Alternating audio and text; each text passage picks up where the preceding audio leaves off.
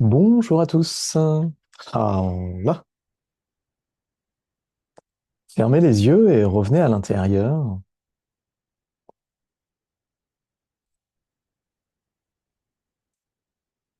Dites le à votre façon, fort, en silence ou en pensée. Hum, hum, hum, hum, hum, hum.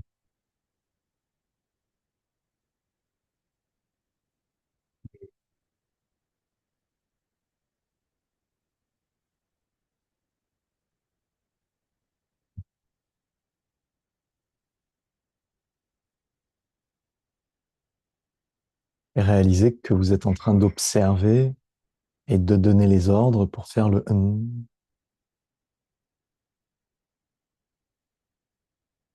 Nos consciences s'ouvrent et consciences et viennent ensemble. J'ai des bruits étranges à côté de moi qui apparaissent. Et nous formons un champ de conscience éveillé, un champ de Mingyue. Il s'ouvre dans l'univers, fusionne avec le rire de Professeur Wei, le rire du Docteur Pang et le rire de tous nos amis pratiquants, tous nos amis professeurs. Et ce rire se perd au travers des professeurs qui ont eu eux-mêmes des professeurs, qui ont eu eux-mêmes des professeurs, jusque dans les anciens pratiquants, les pratiquants des temps anciens. C'est une file ininterrompue de conscience et d'information qui apparaît dans notre champ de conscience, apparaît dans notre vie.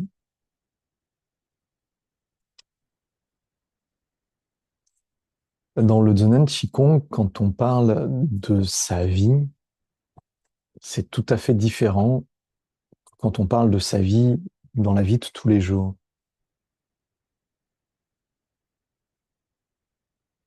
Quand on parle de sa vie dans la vie de tous les jours, on parle de ce qui est vécu par la personnalité,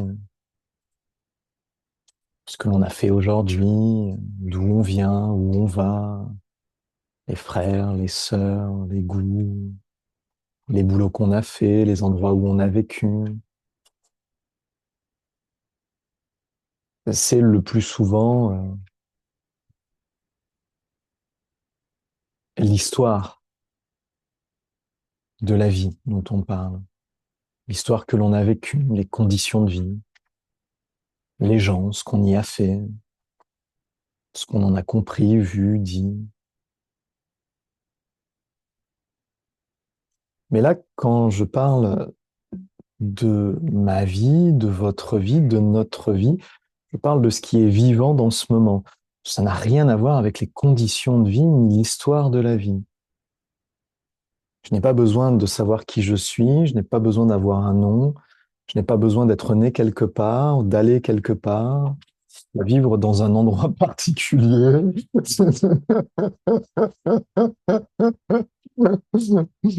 Les bruits étranges continuent. C'est simplement être vivant dans ce moment.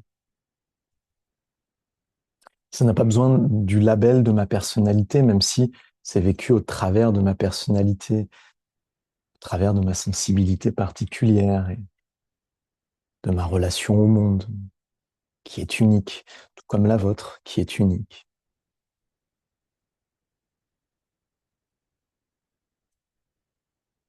Toutes ces informations qui reviennent dans notre vie reviennent dans ce qui est vivant maintenant. C'est à la fois la vie des cellules, c'est la vie du sang qui circule, c'est la vie du chi qui s'ouvre et se ferme. C'est la vie des pensées qui passe. C'est la vie des influx nerveux. C'est la vie de l'identité que l'on a dans ce moment. C'est la vie de ce qu'on ressent dans ce moment. C'est la vie que l'on perçoit tout autour de nous. C'est la vie de l'air qui rentre et sort, du chi qui entre et sort, des informations qui entrent et sortent. C'est tout ce qui est vivant en nous dans ce moment. C'est à la fois la nature en nous et autour de nous, et c'est aussi la conscience en nous et autour de nous. C'est tout ça, la vie, notre vie. Ça s'étend à perte de vue, au loin. Dans l'espace, ça s'étend partout, jusque dans l'univers. Et dans le temps, ça s'étend partout. Ça s'étend dans le passé, ça s'étend dans le futur, ça s'étend dans le présent.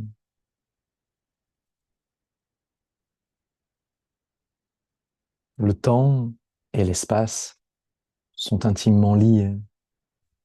Le moment présent se passe dans cet espace. Et dans cet espace, on vit le moment. Le moment se transforme et c'est l'endroit où on est, c'est le corps que l'on a, c'est les pensées que l'on vit qui se transforment. Et c'est le temps qui passe. Et c'est ça l'espace que l'on vit.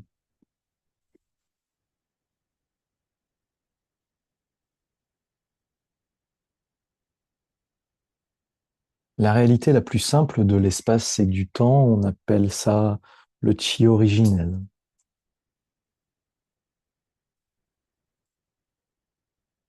C'est la substance la plus simple qui est en mouvement dans ce moment présent.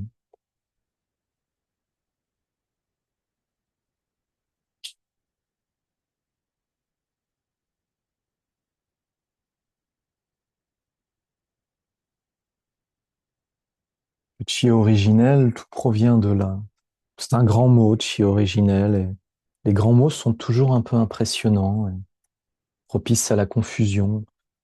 On les dit, ils évoquent quelque chose, mais en même temps, on ne les comprend pas vraiment généralement.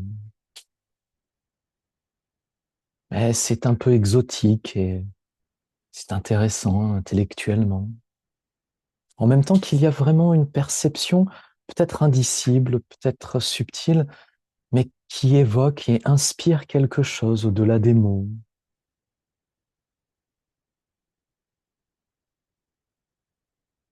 Il y a la simplicité de quelque chose que l'on sait et sur lequel on ne peut pas mettre de mots ni vraiment en parler, qui pourtant, on le devine, est là.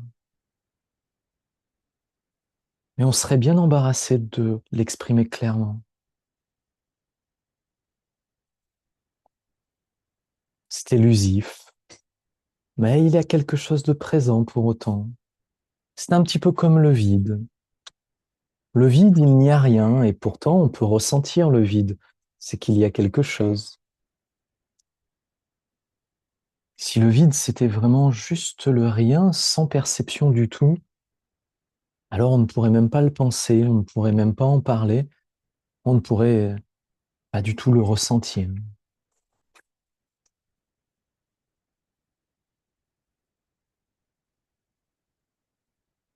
C'est comme une absence.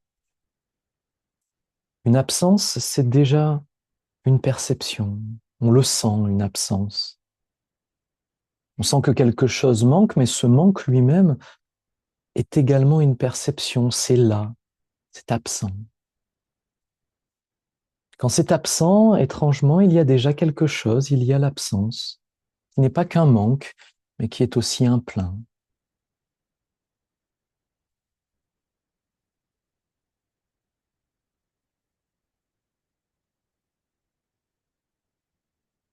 Alors quand on parle de l'absence, Quand on parle du vide, il y a déjà quelque chose, on parle déjà de quelque chose de présent et c'est une forme de substance. On peut le ressentir, on peut le vivre, on peut avoir une relation avec cette substance. C'est-à-dire qu'il peut y avoir moi et cette substance et j'en connais quelque chose. Je le sens d'une manière ou d'une autre, hein, que ce soit très évident ou que ce soit très élusif, voire discret, il y a quand même quelque chose que je sens. Peut-être qu'on ne peut pas le saisir, mais il y a quand même quelque chose.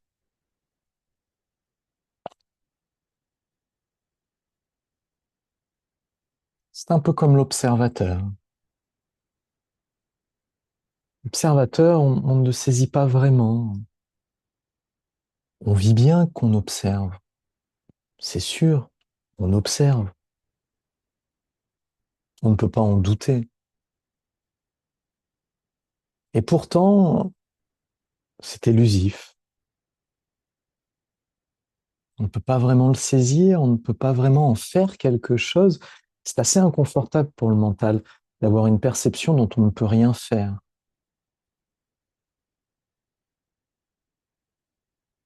Quand c'est là, on peut changer ce que l'on regarde, ce que l'on observe.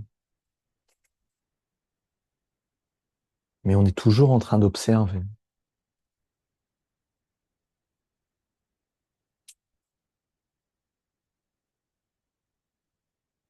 Et en même temps, devenir conscient de l'observation, c'est différent de nos expériences habituelles.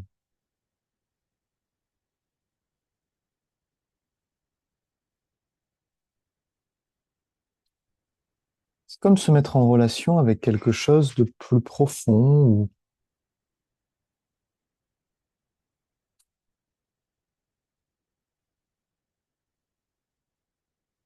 je ne sais pas, je pense que l'expérience de chacun est légèrement différente.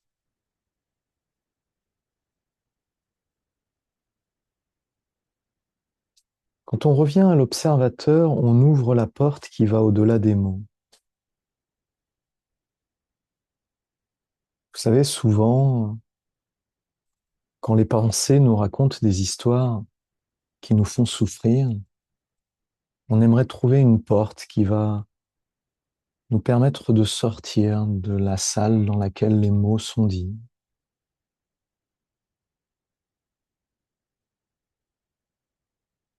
Une porte qui nous permette d'aller au-delà de ce que l'on pense.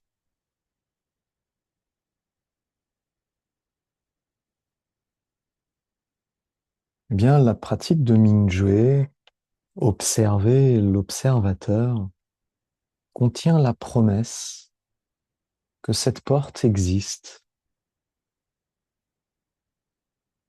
Il y a une porte pour aller au-delà des mots, au-delà des idées, pour aller dans dans un état où tout cela devient moins important, secondaire et peut s'estomper, un peu comme une fleur qui fane. Doucement, elle s'estompe, un peu comme la couleur d'une aquarelle quand elle est appliquée sur la toile, vive et concentrée, se dilue sur la toile et se mêle aux couleurs adjacentes. Petit à petit, fusionne et se transforme, laissant un espace légèrement coloré, léger et doux,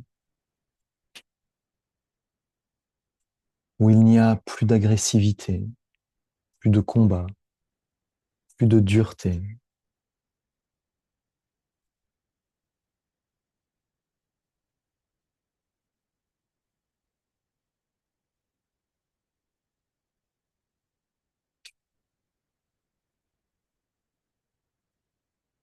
Il y a une profondeur à notre existence.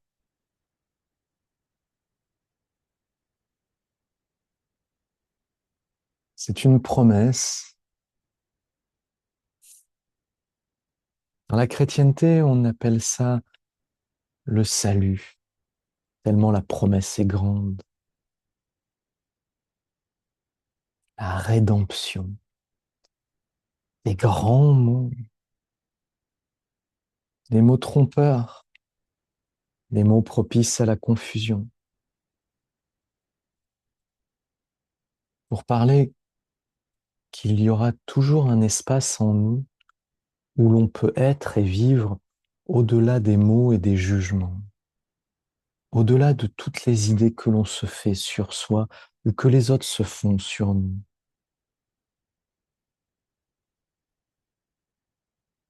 Qu'il existe un espace profondément où la paix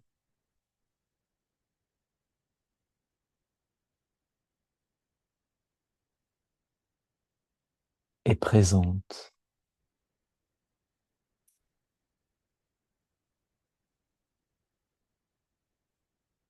C'est un peu comme une absence de combat, un peu comme une absence de lutte.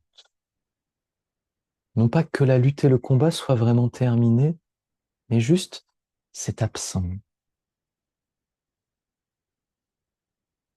C'est un peu comme le vide. Non pas que toute forme a disparu, mais c'est comme une absence de forme.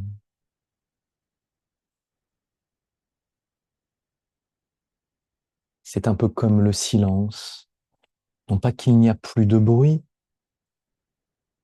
mais il y a comme une absence de son.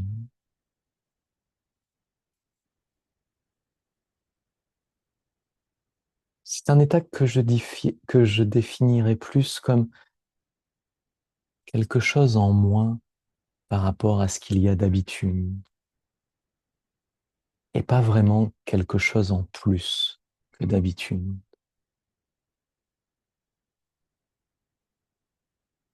Il n'y a pas quelque chose de nouveau comme si on l'avait rajouté,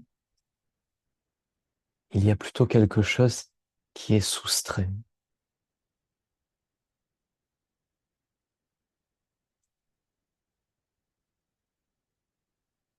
Et de cela naît un espace, un volume, une présence et une paix plus profonde, mais qui n'est pas comme quelque chose que l'on pourrait saisir comme si ça avait été ajouté.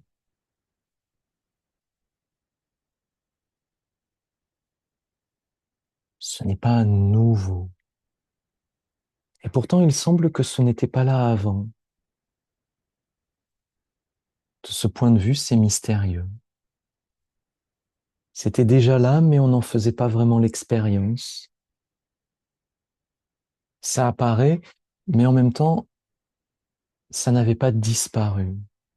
C'est étrange.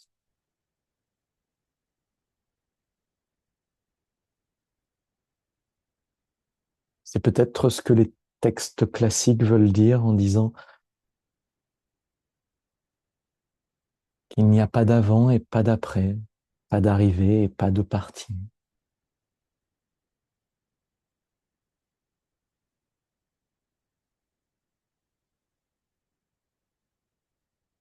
Peut-être intellectuellement, c'est ça. Mais au niveau de l'expérience directe, je ne sais pas.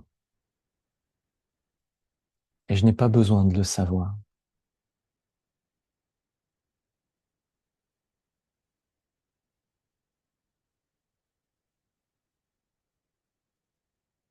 Ça ne m'apportera pas grand-chose que cette expérience puisse rentrer dans une case ou dans une autre, que je puisse en faire quelque chose en tant que concept. Ça ne m'apportera pas grand-chose de plus.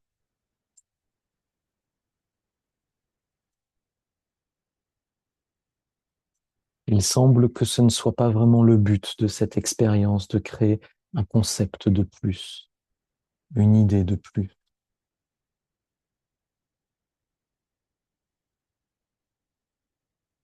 Il semble plutôt que l'on pourrait larguer les amarres,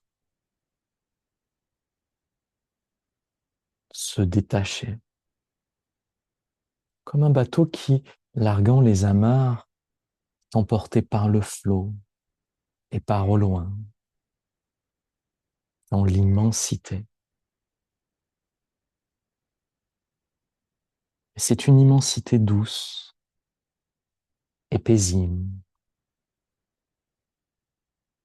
Il n'y a rien de cruel ou de dangereux dans cette immensité.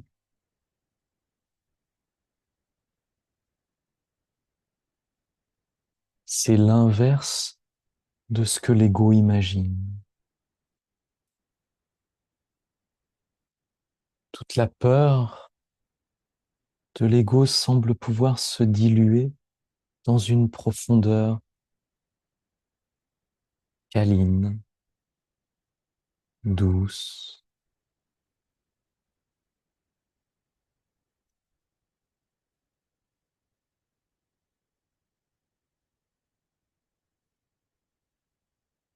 Il y a quelque chose de maternel, de paternel dans cette douceur.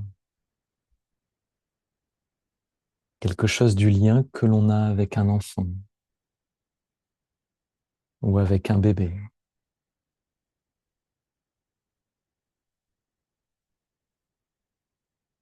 C'est probablement pour ça que le Raola, le signe du Raola est représenté par une mère et un bébé. Il y a quelque chose de cet ordre-là. Et il y a quelque chose de nourrissant. Une puissance tendre et douce, maternelle et aimante et nourrissante, qui d'une certaine manière n'est pas différente de ce que l'on est, sans pour autant pouvoir définir ce que l'on est. Il y a comme une familiarité, comme lorsque l'on est avec des vieux amis et qu'on se sent familier avec eux.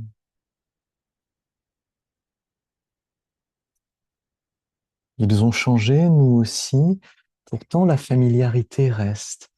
De même, je ne sais pas vraiment ce que l'on est, ni qu'est-ce que cet état, mais il y a une familiarité présente, comme une simplicité à être en lien.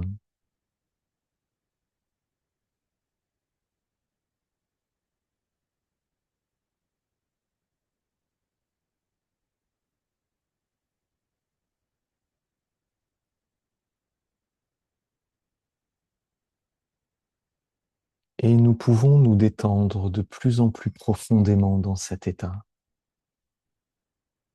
Il y a des restes de tension parfaitement inutiles, car il n'y a aucun danger, aucune menace.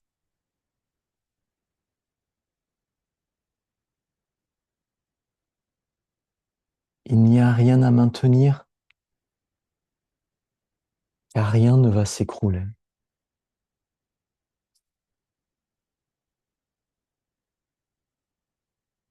Il n'y a rien à surveiller, car on ne va rien perdre. On ne va rien nous voler. Rien ne va disparaître.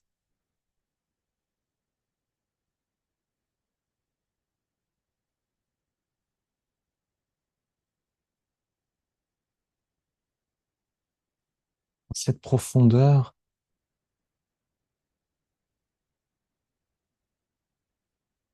il n'y a rien à comprendre, rien à saisir intellectuellement. Je parle de profondeur, mais je pourrais parler tout simplement d'état.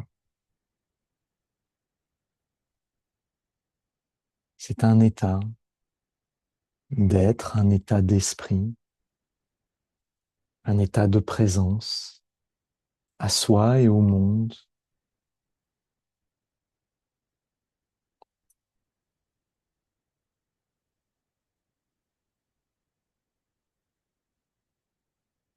Il y a quelque chose de douillet, quelque chose de confortable.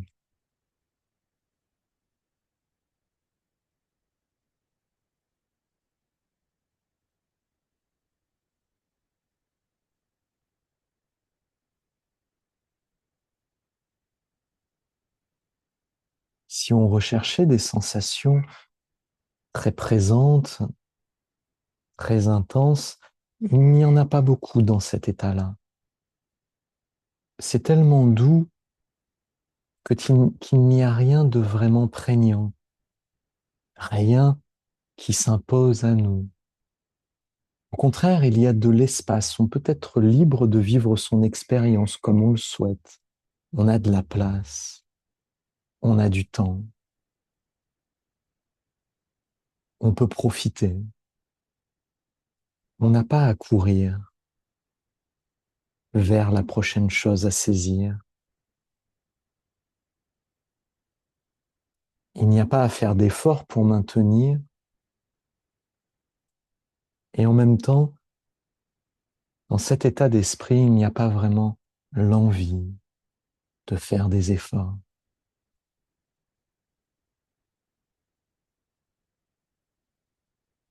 C'est un peu similaire à la paresse.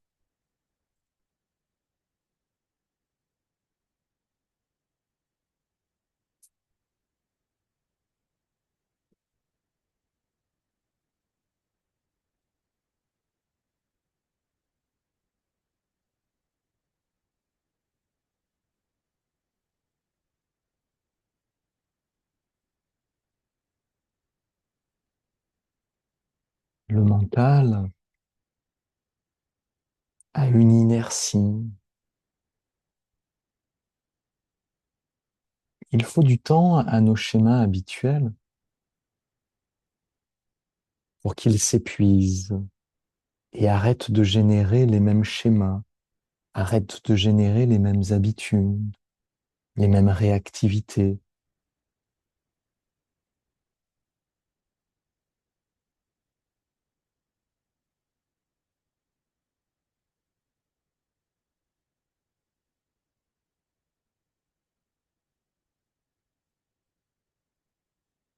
D'habitude, nous sommes des êtres très sensibles. Un rien nous fait réagir.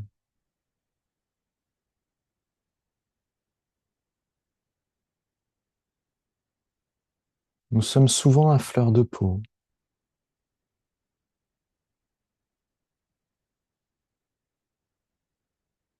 Cette tension interne qui nous agite d'habitude, plus ou moins selon les moments, peut se diluer dans cet état, se dissoudre.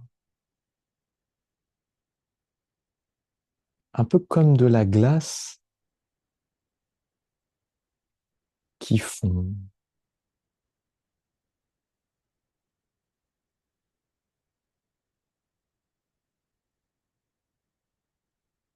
Un peu comme un gaz sous pression. Et soudain, l'espace s'ouvre, alors toute la pression disparaît.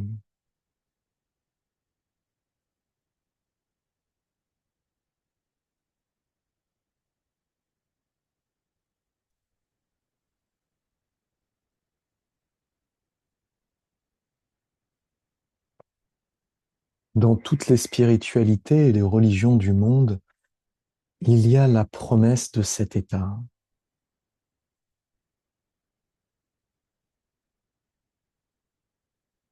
Et cet état existe vraiment.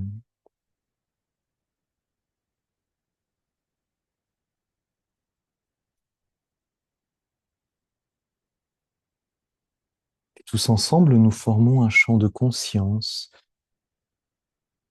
pour promouvoir cette expérience de la réalité et cette expérience de soi-même. Non pas que nous fassions un effort vers l'extérieur pour promouvoir quoi que ce soit, c'est juste qu'en l'incarnant, cela se diffuse, cela rayonne. On l'incarne plus ou quand on l'incarne moins, ça n'a pas vraiment d'importance.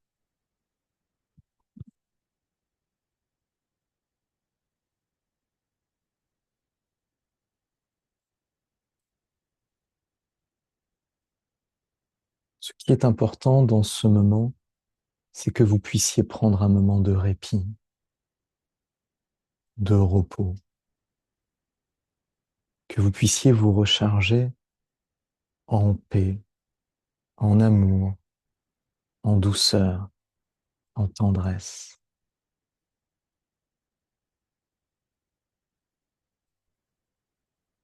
Parce que tout cela nourrit votre vie et parce que tout cela nourrit toute votre journée. Et qu'en amenant cela dans votre vie et dans votre journée, vous allez être plus heureux et vous allez rendre des gens plus heureux. Et ça, c'est important.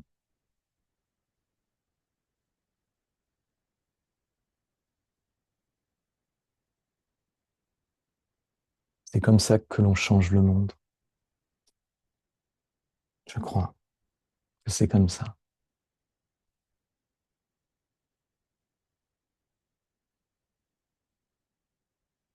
En tout cas, c'est comme ça que l'on change son monde, sa version du monde, l'expérience que l'on a du monde et qui nous est personnelle, l'expérience que l'on amène partout avec nous de qui on est et de qu'est-ce que le monde.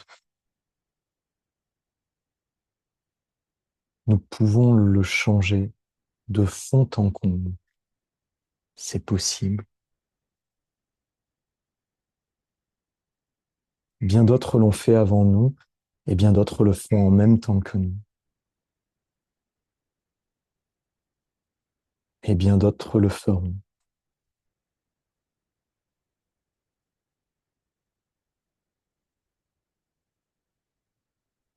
Changer sa vie par amour.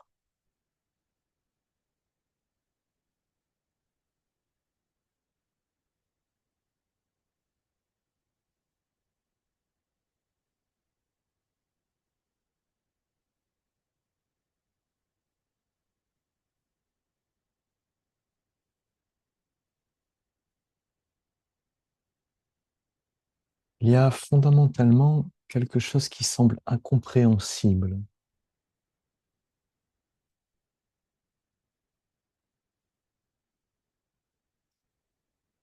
qui semble au-delà de la pensée habituelle.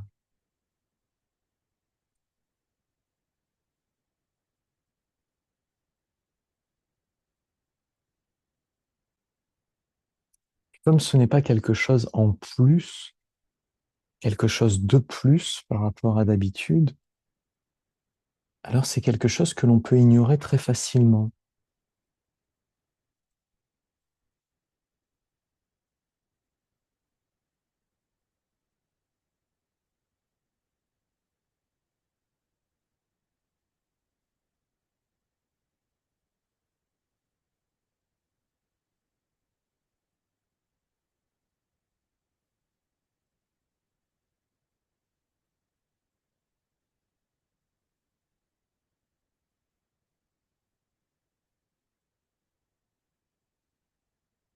C'est l'inverse de tout ce qu'on nous vend tous les jours dans la société, de tout ce qui intéresse tout le monde dans la société.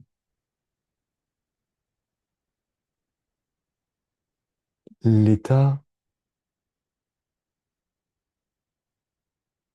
d'esprit qui libère, c'est totalement l'inverse de ce que les gens recherchent d'habitude.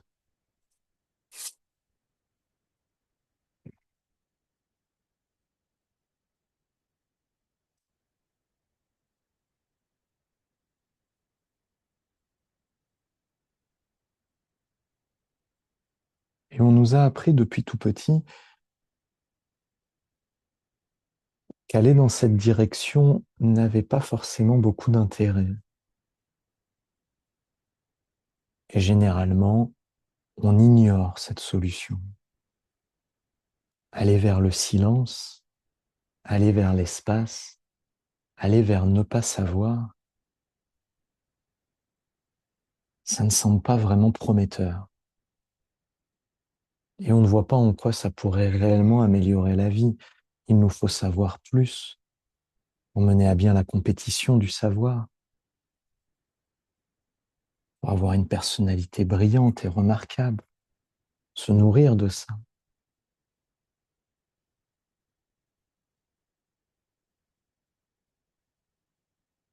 Il nous faut faire du bruit, qu'on nous remarque.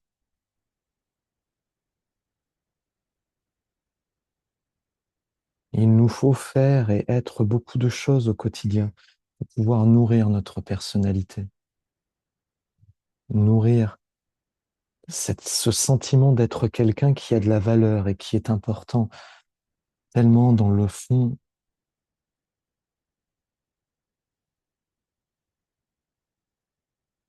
on a un peu peur et un peu mal de ne pas avoir de valeur,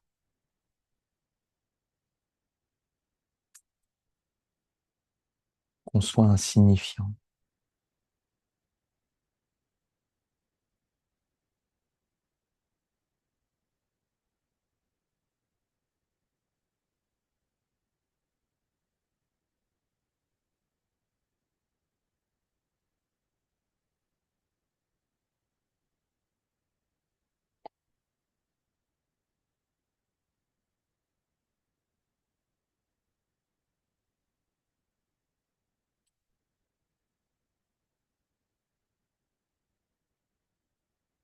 Bien, il y a de la place pour être simple d'esprit,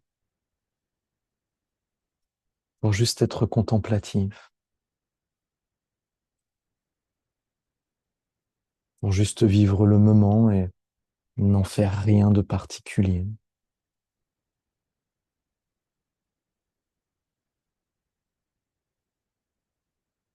Il y a de la place pour ça et c'est salutaire,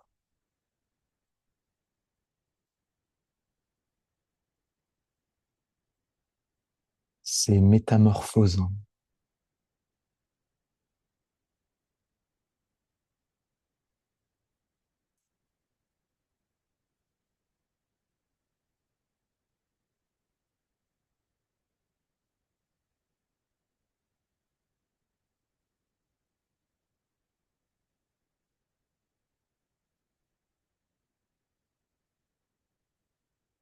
Il y a de la place pour être soi.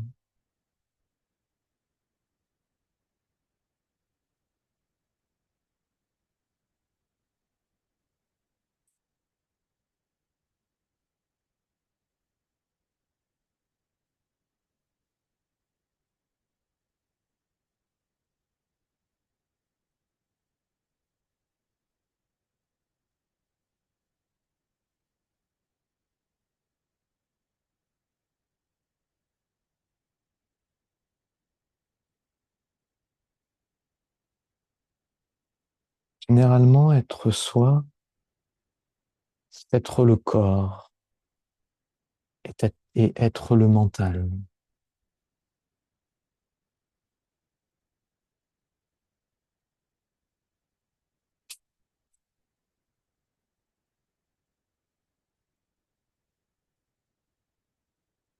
Mais il semble qu'il y a une expérience encore plus simple d'être soi qui existe au travers, au-delà,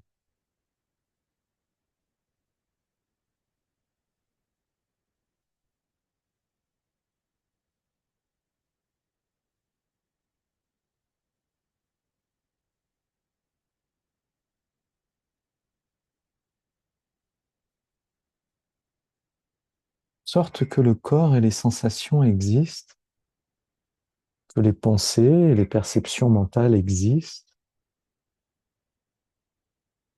et qu'en même temps, il y a une dimension en plus,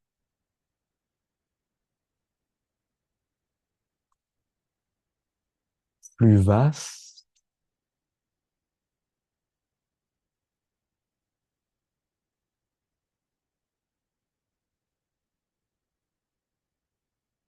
qui n'est pas limitée par le corps ni par les idées mentales,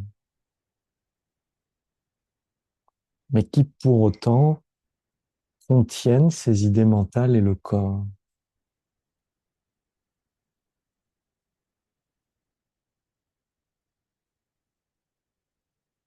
Là encore, il y a un mystère qui ne peut être résolu qu'en devenant familier avec l'expérience directe du moment, petit à petit, à son propre rythme. Il y a une exploration à faire pour en avoir le cœur net ou simplement pour le plaisir d'observer.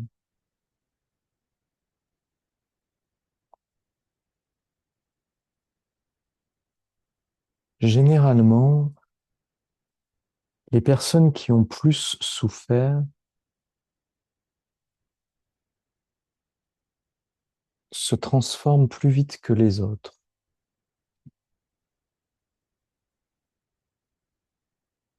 C'est une généralité, mais quand on n'a rien à perdre, on accepte de changer plus facilement.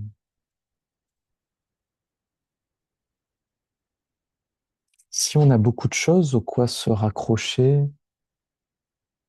des ambitions, des idées, des désirs, des choses à assouvir et à vivre, des choses auxquelles on s'accroche, on ne veut pas perdre, alors changer est perçu comme moins souhaitable, parce qu'il va falloir changer ce à quoi on s'accroche également, voire même se détacher, ce que l'on ne souhaite pas vraiment. Alors que si la souffrance est suffisamment présente dans nos vies, on a une bonne raison d'arrêter de s'accrocher et de souhaiter le changement vraiment. Malheureusement, être dans cet état n'est vraiment pas souhaitable,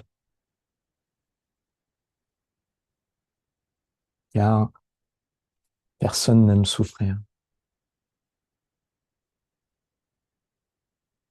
Pourtant, il semble que dans ces cas-là, la souffrance soit un allié qui nous permette de nous détacher pour vraiment faire un pas de plus vers le changement.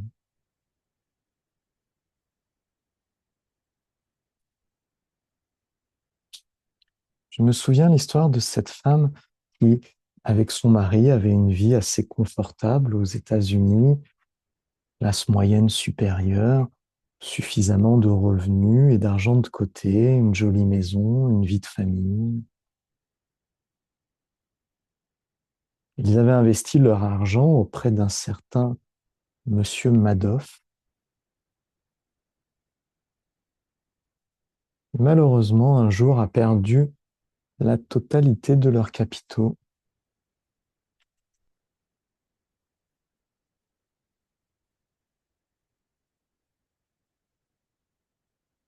L'argent pour l'université des enfants, l'argent pour la retraite, surtout aux États-Unis,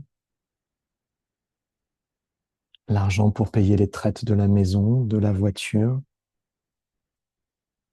tout cela avait disparu.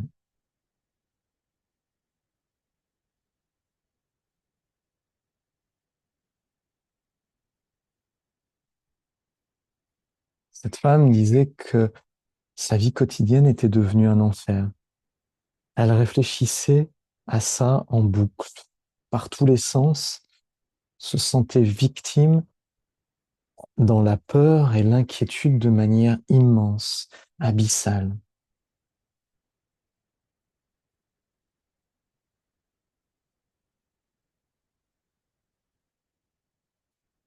Au bout d'un moment, la souffrance est devenue tellement grande que la seule solution qu'elle avait trouvée au quotidien, c'était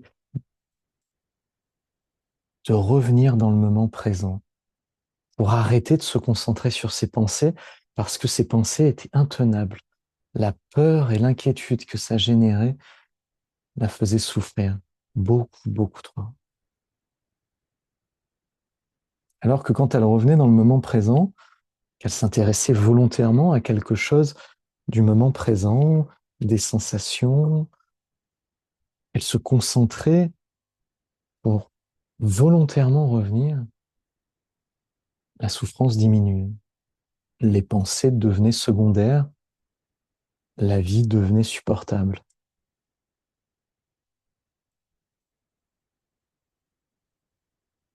Elle a vécu comme ça pendant un certain nombre de temps, et la pratique de revenir dans le moment présent, qui apparemment était une pratique de pleine conscience qu'elle avait, de devenir présent à ce qui est autour de soi et aux sensations, lui permettait d'avoir comme une bouée de sauvetage, comme un moment de répit, comme une oasis dans lequel se reposer. C'était tellement souhaitable qu'elle l'a fait de plus en plus. Petit à petit, sa conscience est devenue de plus en plus puissante, sa concentration est devenue plus forte, la détente plus présente dans sa vie. Elle pouvait passer au travers des pensées plus facilement, au travers des émotions plus facilement. Elle a développé des capacités de présence et de conscience, d'attention, qui petit à petit lui ont permis d'aller plus profondément à l'intérieur d'elle et à l'intérieur de la vie. Elle a développé ça tant et si bien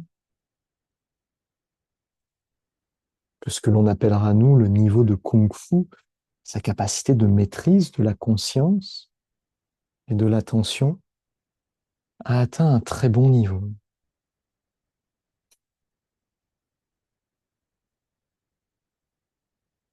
De ça, elle s'est mise à en faire des stages, à proposer aux gens d'apprendre. Elle a écrit un livre qui est devenu un best-seller et elle a gagné des millions. D'avoir tout perdu, elle en est devenue riche en apprenant à utiliser la souffrance qu'elle vivait pour améliorer sa qualité de vie, améliorer sa conscience, améliorer le programme intérieur qu'elle vivait.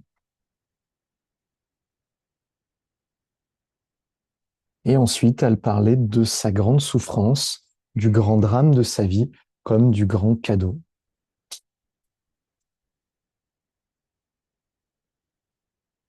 Vous avez peut-être, comme moi, entendu des gens qui avaient vécu un grand cancer ou une maladie très grave, qui, lorsqu'ils s'en étaient sortis, parlaient du cadeau du cancer.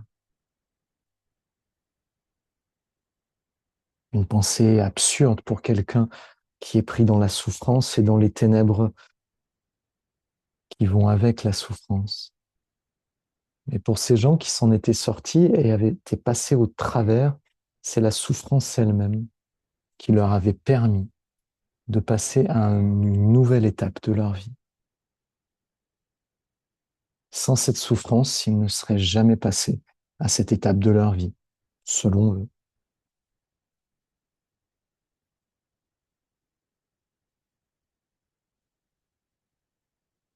Je ne souhaite cela à personne. J'espère que chacun pourrait développer sa vie au travers de l'inspiration, d'aller vers le mieux, de l'inspiration à ouvrir son cœur plus grand, sa joie plus grande, son amour plus grand, et que ce soit le moteur de sa vie quotidienne.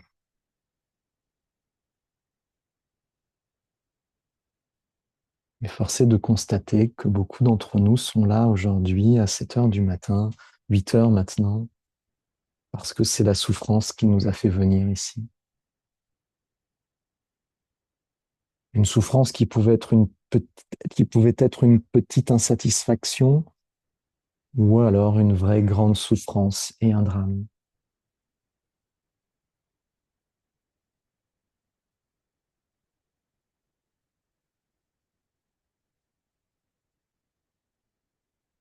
La raison pour laquelle nous sommes ici, c'est parce qu'il y a une promesse qui, on le sent à l'intérieur de nous, au-delà de tous les mots, peut être tenue.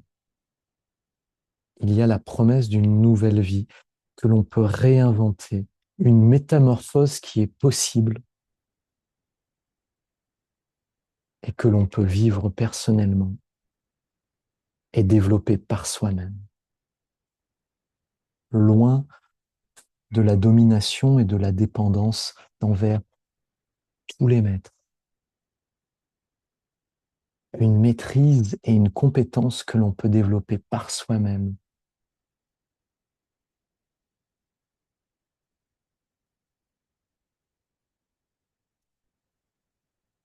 une véritable promesse que l'on peut tenir par soi-même. Tous les maîtres ont fait ça. Tous les maîtres sont devenus des maîtres parce qu'ils l'ont fait par eux-mêmes.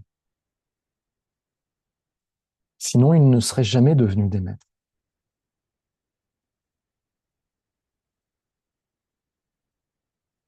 Cela ne veut pas dire qu'il ne faut pas se nourrir de l'appui de tout ce qui peut nous aider, de tout ce qui peut nous aider à grandir et nous élever. Les plantes ont souvent besoin de tuteurs pour s'élever vers le ciel.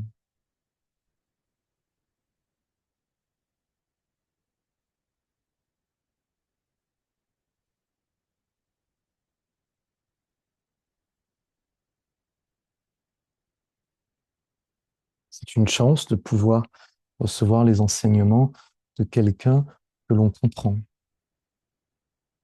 qui nous inspire, qui nous élève, qui nourrit en nous l'espoir et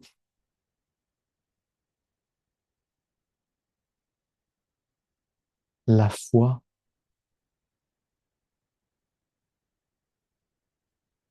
en la liberté, en la paix, en l'amour.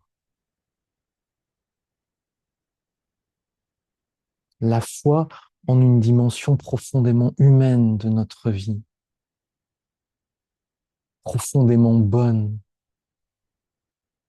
profondément souhaitable et accessible.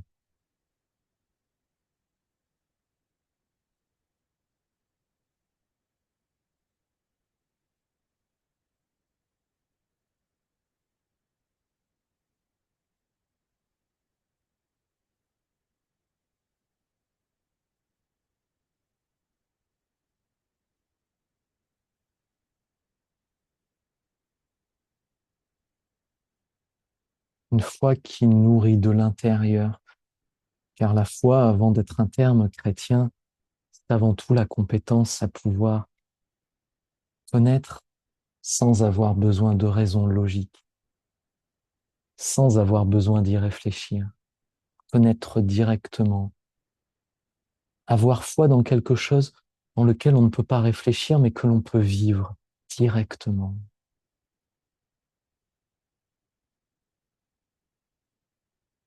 Comme une île au milieu de l'océan. Il ne semble n'y avoir que l'océan, pourtant plus on avance, plus on se rend compte qu'il y a une île. On ne pouvait pas le savoir par avance, il fallait naviguer, aller de l'avant pour se rendre compte par soi-même que cette île existe. Si l'on regardait de loin, il n'y a que le grand océan, il n'y a pas de place pour une île. Et si on y va, on la découvre.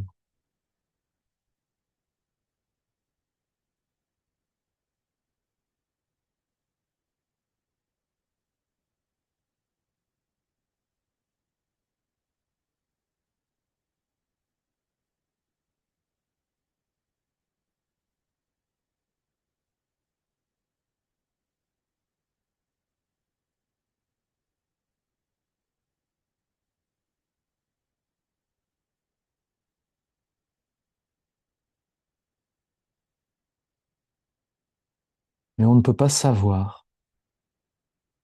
On ne peut pas savoir par avance.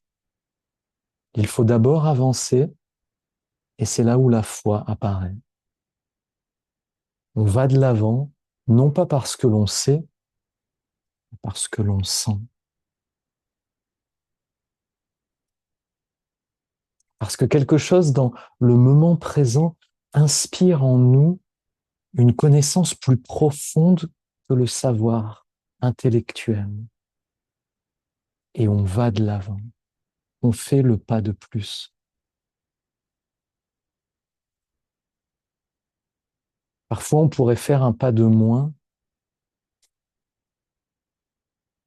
et revenir en arrière.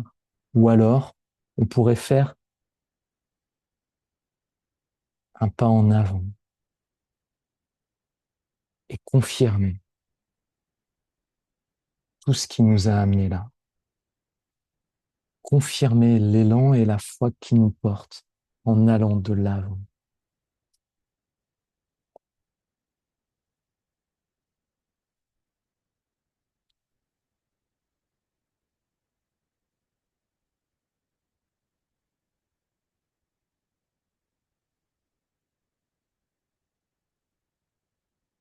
Ce que j'ai vécu en octobre dans la retraite de professeur Way,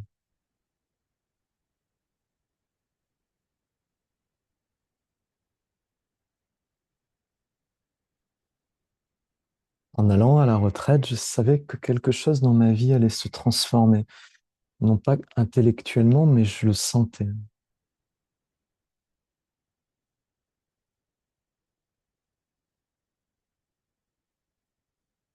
Et j'avais aussi l'espoir.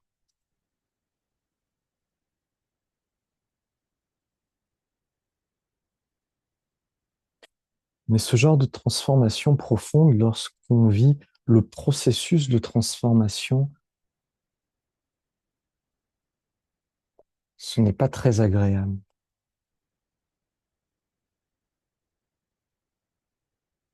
Dans mon cas, la transformation s'est proposée sous la forme de souffrances émotionnelles, mentales et physiques,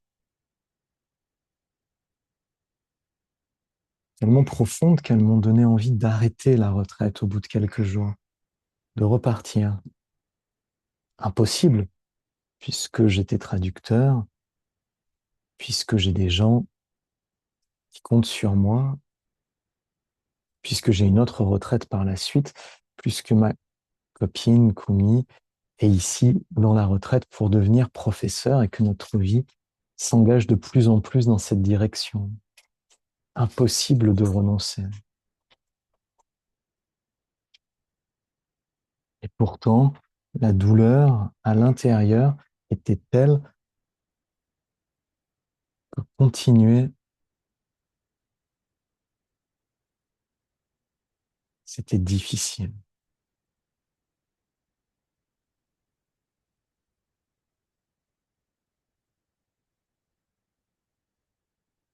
J'avais professeur Wei et les autres professeurs, j'avais le champ de Qi, j'avais cet espace-temps unique, totalement différent de l'espace-temps normal de nos vies.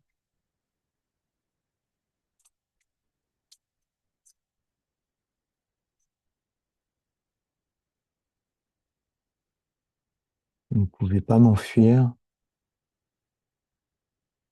je ne pouvais qu'avoir confiance et avoir la foi en moi, la foi dans le champ de Qi, la foi dans ma relation, la foi dans mon travail, la foi dans les professeurs, la foi dans l'enseignement.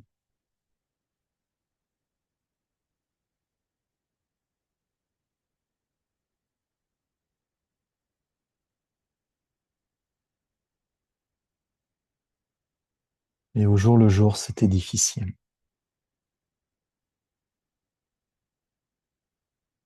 De mon point de vue, c'était très difficile.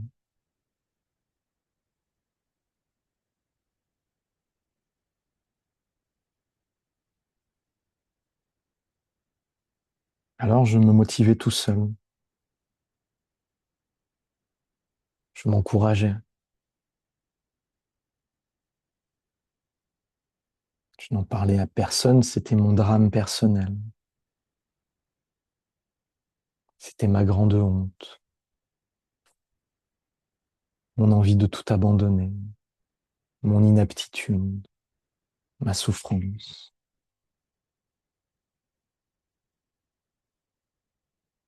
C'était mon enfer.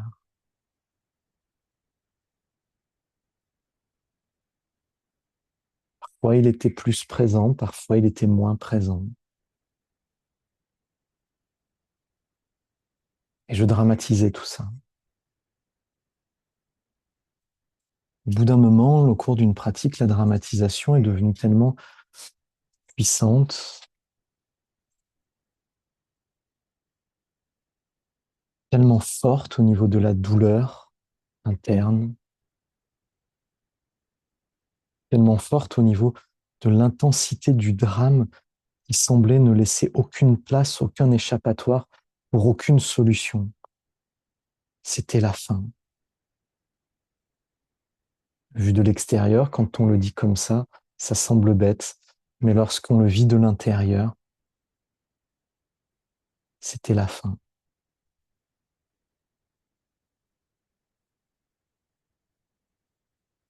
L'intensité de souffrance, l'intensité de confusion, l'aspect d'être totalement dépassé par la situation, au-delà de tout contrôle, la peur et l'inquiétude immense,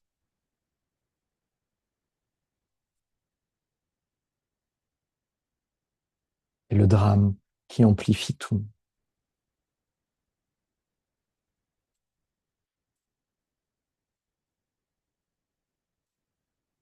Ce moment-là de la pratique, ça a vraiment été la fin. Quelque chose a cédé à l'intérieur de moi.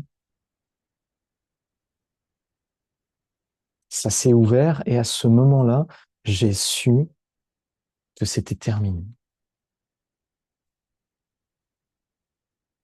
Je l'ai su et en même temps, la souffrance précédente avait été tellement terrible que je voulais investir totalement ma foi dans le fait que c'était terminé.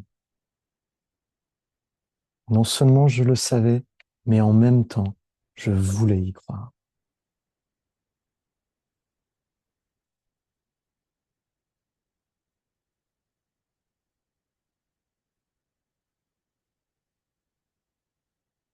À partir de ce moment-là, la douleur s'est mise à décroître. Au fil des jours, elle est devenue de moins en moins présente. En très peu de jours, peut-être 2, peut-être 3, elle avait disparu. Le drame était fini. J'étais officiellement sorti du drame.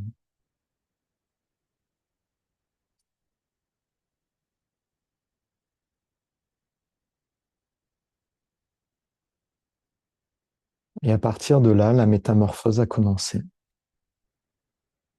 La métamorphose avait bien sûr commencé bien avant. Ce n'était qu'une étape où je devais volontairement faire un pas de plus en avant au lieu de vouloir faire un pas en arrière. Le moment ne me demandait pas de reculer, le moment me demandait d'avancer. C'est parce que je stagnais que je souffrais. En allant de l'avant, la souffrance a cédé. C'est comme si j'avais le pied en l'air, prêt à faire un pas, et d'un coup, je ne savais pas si je voulais poser mon pied en arrière ou en avant. Et je restais bloqué dans l'incertitude, le pied levé, ne sachant plus quoi faire. Et j'ai fait un pas en avant. Et la souffrance s'est arrêtée.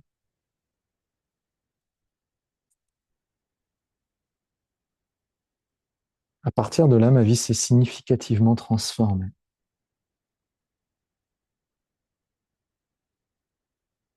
Des souffrances qui étaient présentes dans ma vie, des jugements sur moi-même, des duretés, disparaissent de plus en plus au fil des jours.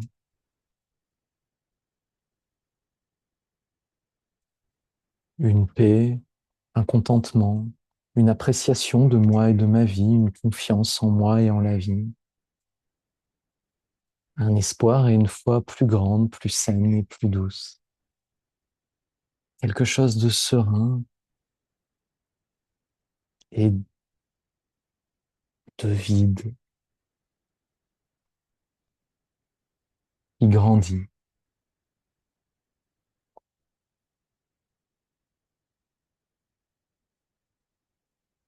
Une impression de plus en plus d'être le maître de mon existence sans que cette maîtrise soit vécue comme un agrandissement de mon ego, mais plutôt comme une confiance profonde en moi, en la vie, une confiance en ce que je suis à un niveau plus fondamental qui me fait me dire que j'ai confiance et que je suis en maîtrise sans pour autant que je sois en contrôle et sans non plus que je sache comment faire.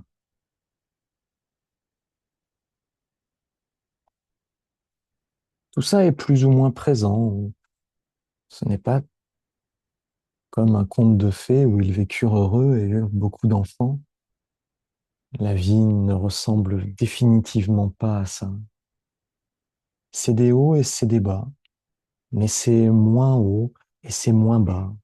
C'est moins âpre et c'est moins exaltant.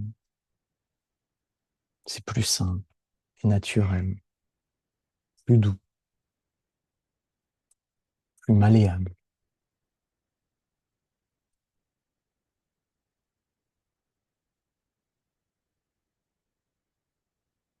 Il semble que sans cette douleur, je n'aurais pas fait le pas en avant.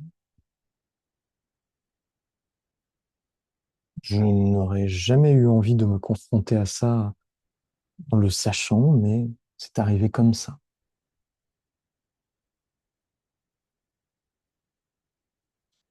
Le mois d'après, au stage du centre de Xi'an, j'ai une amie qui est venue au stage pour la troisième semaine. Elle était tellement heureuse d'être pour la première fois de sa vie à un stage avec des professeurs, pour la première fois de sa vie dans le champ de Chi en direct d'un stage et d'une retraite en Chine. Elle n'avait pratiqué jusqu'à présent que par des vidéos, des audios et des lives sur Zoom. Une grande joie et un grand bonheur d'être en direct. Première séance, on commence à chanter les 8 phrases. Elle est affalée sur son siège. Elle va visiblement mal. Elle ne répond presque pas quand on lui parle. Le docteur, qui était participant par ailleurs, a eu besoin de prendre son pouls pour s'assurer qu'elle allait bien. On lui demande si elle veut s'allonger. Elle ne répond presque pas. On lui met un tapis au sol près d'elle, dans lequel, au cours de la séance, elle va doucement tomber de sa chaise et ramper sur le tapis dans des positions incroyables au niveau physique. Lorsque plus tard, on lui demandera ce qui s'est passé, elle dira qu'elle a vécu quelque chose d'horrible, d'affreux, d'effroyable, de terrifiant. Elle s'est sentie mourir.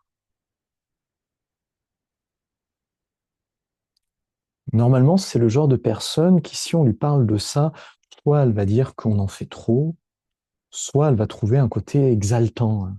Mourir pour renaître, c'est exaltant. Mais là, elle avait vécu le fait de que tout son monde intérieur se refermait de plus en plus sur lui-même, de plus en plus tout se contractait à l'intérieur jusqu'à ne plus pouvoir penser, jusqu'à ne plus être une souffrance et au bout d'un moment ne lui donnait que la terreur qu'elle allait mourir. Effroyable. Nous l'avons grandement félicitée pour cette évolution dans sa pratique.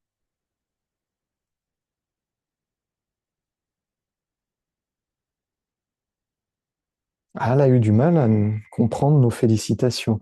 Il a fallu 2 ou 3 jours pour que finalement elle se rende compte que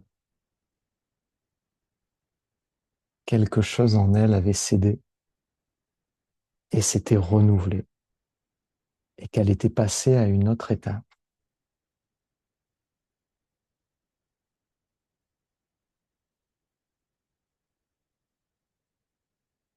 Alors, je ne suis pas en train d'essayer de valoriser la souffrance, mais plutôt de montrer que lorsque cette souffrance arrive dans la vie quotidienne ou au travers de la pratique, elle est porteuse d'un message d'espoir, de renouveau, si on sait utiliser cette souffrance pour faire un pas en avant. On ne l'aime pas, mais à la refuser, on l'amplifie. Comme disait Thich Nhat Hanh, si on sait souffrir, on souffre moins.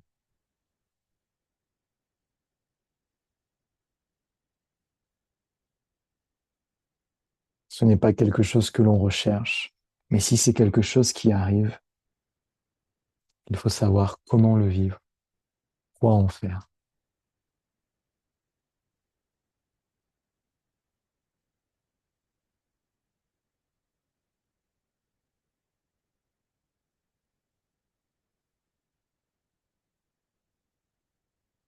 Pour terminer cette séance, prenons quelques minutes maintenant pour faire un petit soin d'acupuncture. Alors mettez-vous dans la position que vous préférez.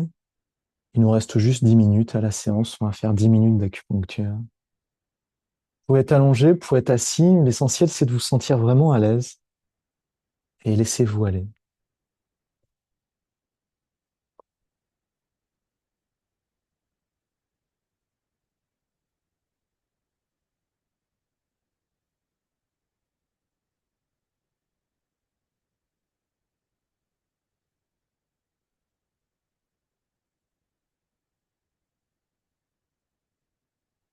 Allongez-vous confortablement.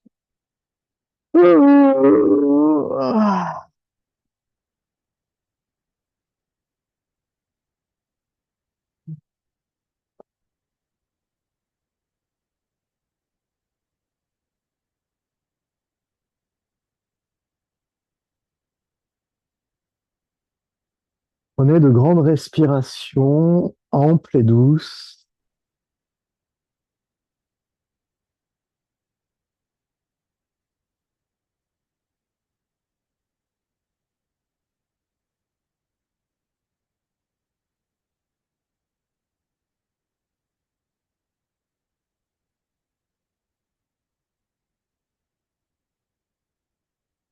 Si vous êtes allongé, mettez les bras le long du corps et tournez les paumes face aux cuisses.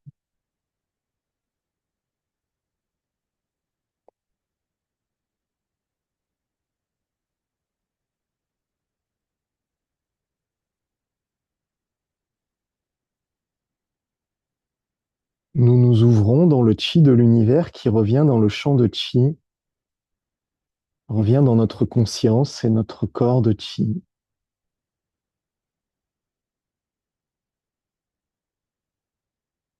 Et maintenant, détendez-vous profondément. Je vais poser les aiguilles.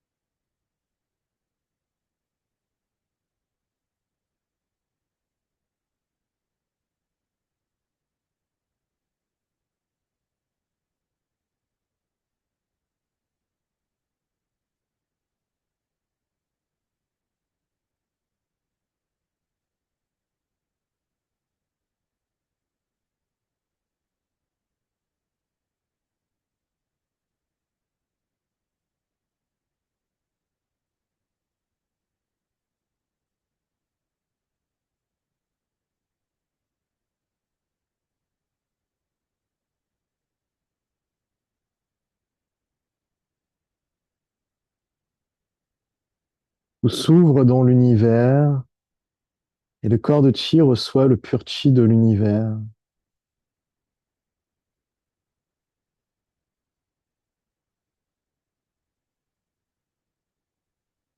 Tous les blocages se libèrent, tout circule librement.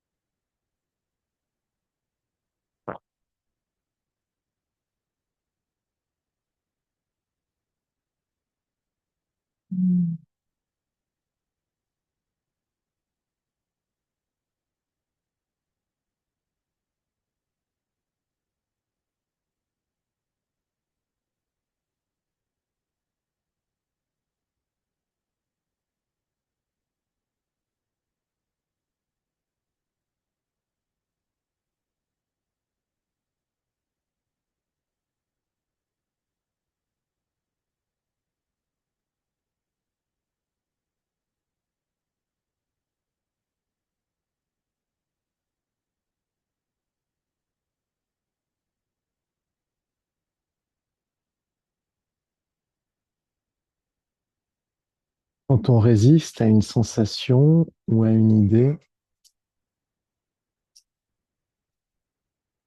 elle devient plus présente.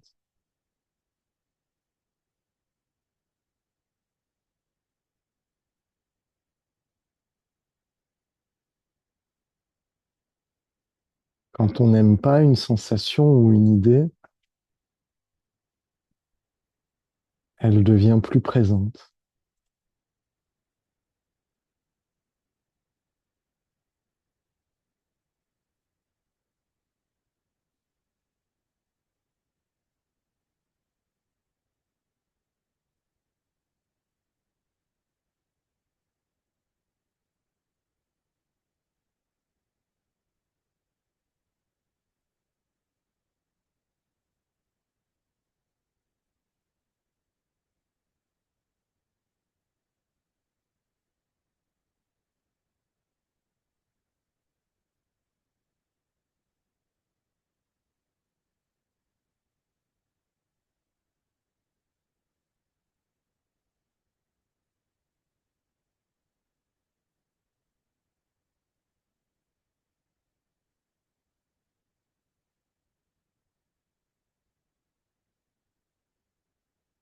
Doucement, les paumes de main reviennent recouvrir le nombril.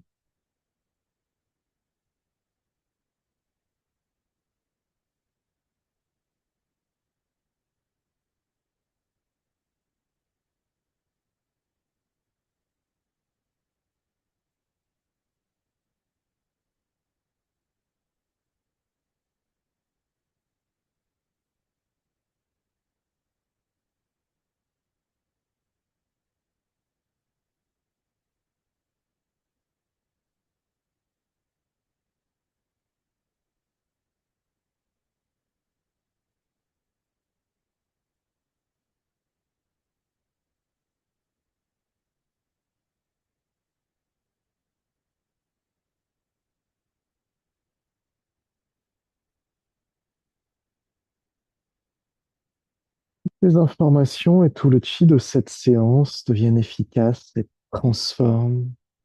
Tout revient nourrir le palais de Mingmen et le Tantien inférieur.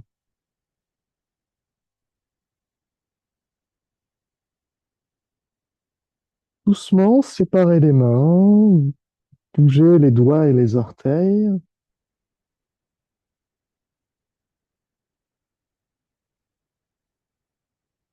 Puis bougez librement pour vous sentir bien partout.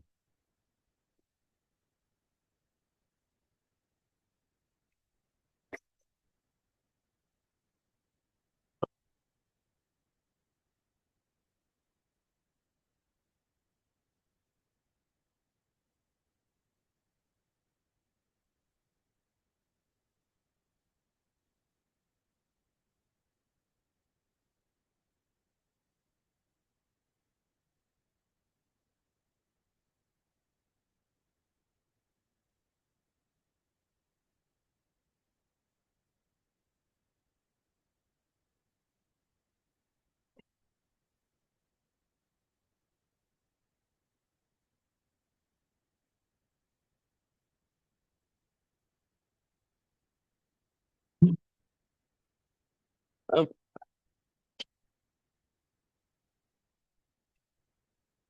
Alors là, on